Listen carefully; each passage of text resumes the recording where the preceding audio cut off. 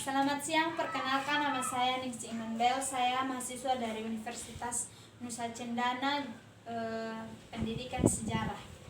Hari ini saya akan menjelaskan tentang kronologi peristiwa kemerdekaan Indonesia. Latar belakang proklamasi kemerdekaan Indonesia yang pertama adalah kekalahan Jepang terhadap sekutu, di mana ada pengeboman di Hiroshima dan Nagasaki pada tanggal 6 dan tanggal 9 Agustus 1945. Yang kedua adalah peristiwa Rengas Dengklok, yaitu diculiknya Soekarno dan Muhammad Hatta oleh para golongan muda. Yang kedua adalah peristiwa Rengas Dengklok. Peristiwa Rengas Dengklok di mana setelah mendengar berita kekalahan Jepang terhadap sekutu, maka para golongan muda mendesak para golongan tua untuk segera memproklamasikan kemerdekaan Indonesia. Namun para golongan tua seperti Soekarno dan Hatta tidak ingin terburu-buru untuk memproklamasikan kemerdekaan Indonesia, karena mereka ingin agar proklamasi kemerdekaan Indonesia berjalan menurut mekanisme PPKI. Alasannya karena kekuasaan Jepang di Indonesia belum diambil alih, sehingga hal tersebut membuat mereka khawatir akan ada pertumpahan darah pada saat proklamasi kemerdekaan. Namun golongan muda seperti Sukarni dan Tan Malaka menginginkan agar proklamasi kemerdekaan Indonesia dilaksanakan secepat-cepatnya. Alasan mereka mendesak para golongan tua untuk segera memproklamasikan kemerdekaan Indonesia karena di Indonesia dalam keadaan kekosongan kekuasaan atau kevakuman kekuasaan.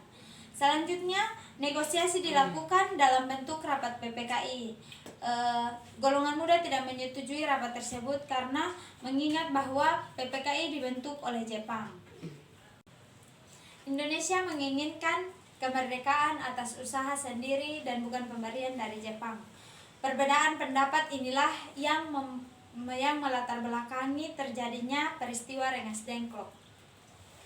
Selanjutnya adalah golongan muda. Menanggapi sikap konservatif para golongan tua, maka golongan muda dan para anggota PETA dan mahasiswa kecewa. Mereka tidak setuju dengan sikap golongan tua dan menganggap PPKI adalah bentukan Jepang.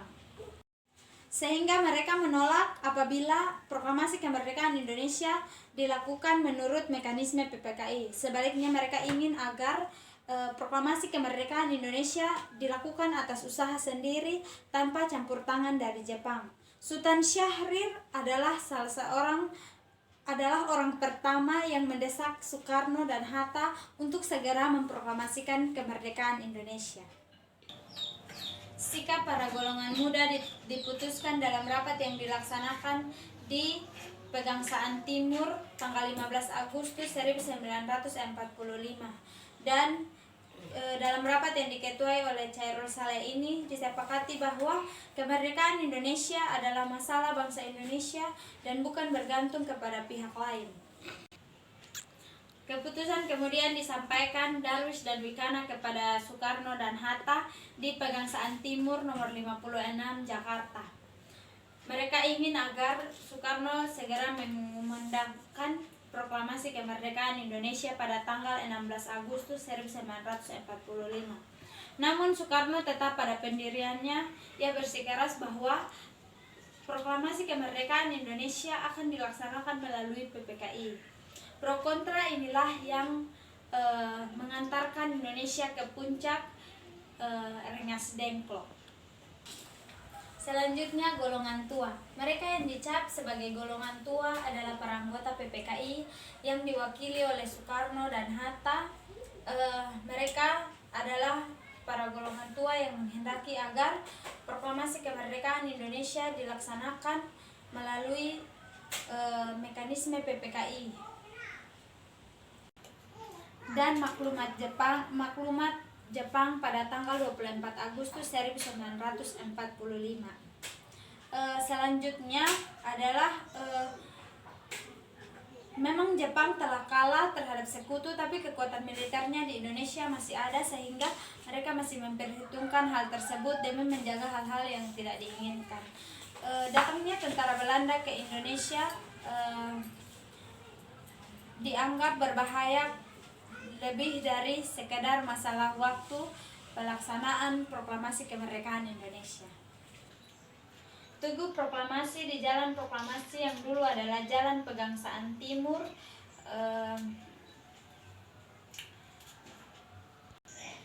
merupakan tempat di mana dibacakannya teks proklamasi yang otentik pada tanggal 17 Agustus 1945.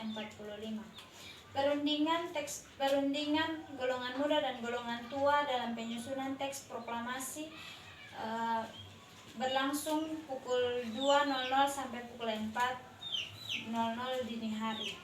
Teks proklamasi ditulis di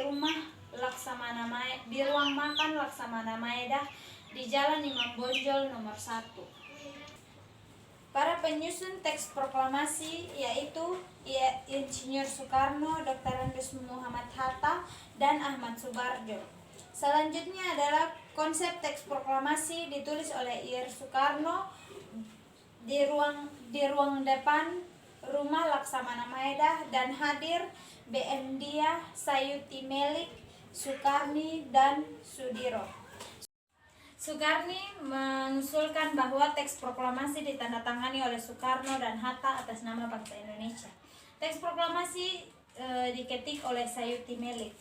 Pada pagi harinya, tanggal 17 Agustus 1945, di kediaman Soekarno di Jalan Pegangsaan Timur nomor 56, Jakarta, telah hadir Suwirjo, Wilopo, Grafar Pringgodikdo, Tabrani, dan Trimurti. Acara dimulai pukul 10 dengan dibacakannya teks proklamasi oleh Soekarno dan disambung dengan pidato singkat tanpa teks. Kemudian bendera merah putih yang dijahit oleh Ibu Fatmawati dikibarkan dan disusul dengan sambutan oleh Suwirjo sebagai wakil wali kota Jakarta pada saat itu dan Moewardi sebagai barisan pelopor. Soekarno pertama kali menuliskan kata pernyataan proklamasi pada pukul 3.00. Ahmad Subarjo menyampaikan kalimat, "Kami bangsa Indonesia dengan ini menyatakan kemerdekaan Indonesia."